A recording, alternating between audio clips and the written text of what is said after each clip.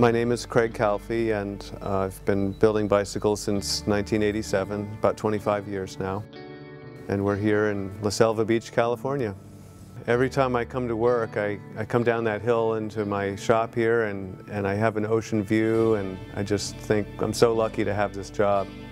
It's been a lot of work to come this far, but I've really designed my own career, and that's been really satisfying. I've always built things. I've always ridden my bike as a kid, just as any kid would, mainly for functional reasons.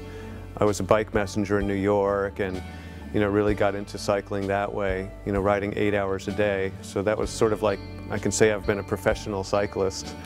But I was in New York as a sculptor, going to art school and then apprenticing to a sculptor there.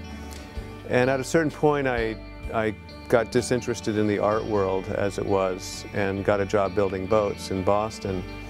And we were building boats with this weird black fiber stuff that I'd never heard of. And the boats were incredibly light, and the tubing we made for the riggers was beautiful, kind of snakeskin looking stuff. And I thought it would be cool to build a bike out of this. And that's carbon fiber. And back in '86, '87, it was pretty exotic material.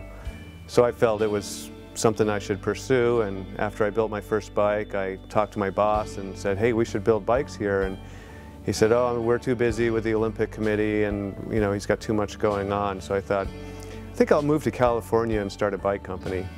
And so I quit that job and moved out here, started building bikes in a garage in San Francisco. And Greg LeMond basically discovered us. He heard about our bikes, and we sent him a sample, and he very quickly ordered 18 of them for his team. And that effectively put us on the map and established a reputation that we've been sustaining ever since. It's interesting. I've been thinking about the parallel between the introduction of suspension, similar to carbon fiber when it was just getting going back in the early 90s. Suspension will probably follow the same kind of pattern, where there'll be some early adopters, some innovators who realize that it climbs better and it descends better and you crash less often with it. So I think that's the case with suspension. We don't currently have a top pro racer on a 10mm travel road bike, not just for Paris-Roubaix, but for every race. But when that happens, you'll see every single bike in the Tour de France have suspension on it.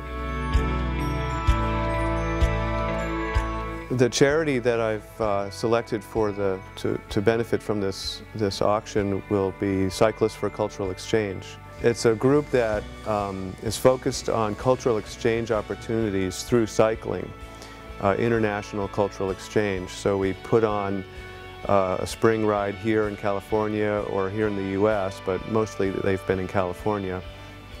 And we invite people from various countries to participate in this ride. So the funding for a lot of the ride is subsidized by the charity.